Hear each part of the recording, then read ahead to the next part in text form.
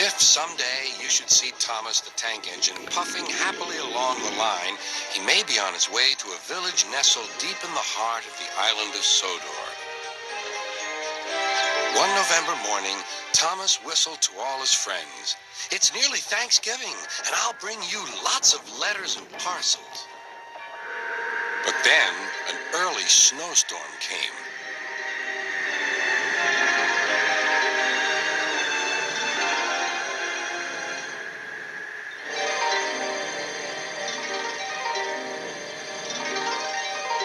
The island was covered with thick snow.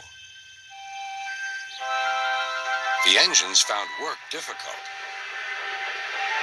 Some had to help clear snow from the track, and workmen hacked away at the frozen banks of ice. Thomas and Percy were collecting important mail for Thanksgiving. "Driver says there's lots of mail for the village," said Thomas. "I'll need an extra car for it all."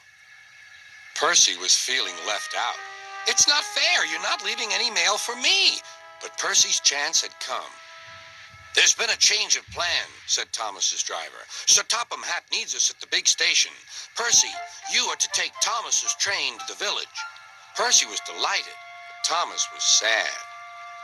"I won't be able to say Happy Thanksgiving to all my friends." "Don't worry," said Percy kindly. "I'll do it for you." "It's not the same," sighed Thomas.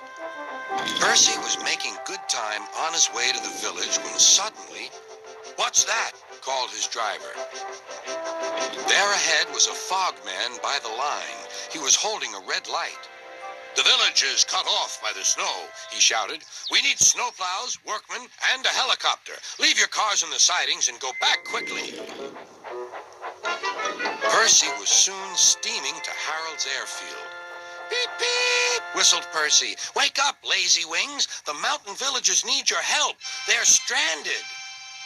"Whiz-o," replied Harold. "I like an emergency to keep me warm." And he buzzed away. "Now," sighed Percy, "what's next?" Suddenly there was Thomas with Terence the tractor and a works train. "Come on, Percy," whistled Thomas. "Follow me." The two engines battled their way through the snow. At last they reached the village. Harold was already there, busily dropping food for Thanksgiving dinner to the people below. Terence quickly got to work. "Lovely stuff," he said as he pushed the snow aside. "Well done, Percy! Well done, Thomas!" cheered the villagers. "Percy, I've just remembered. Your mail train is still back at the siding, isn't it?" Percy hurried back to fetch it. Just then, Toby arrived with Henrietta. "We've brought lots of hot drinks and food for the villagers," he whistled.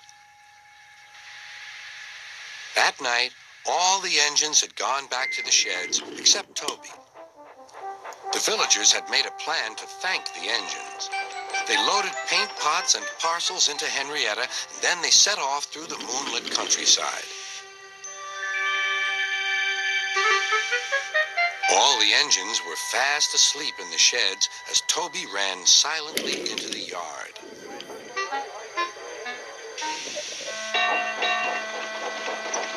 He had no idea what the villagers were going to do, but he knew it was going to be a big surprise. When the engines woke the next morning, they could not believe their eyes. The sheds had been repainted and decorated. The engines whistled in delight, and everyone agreed that it was a really happy Thanksgiving.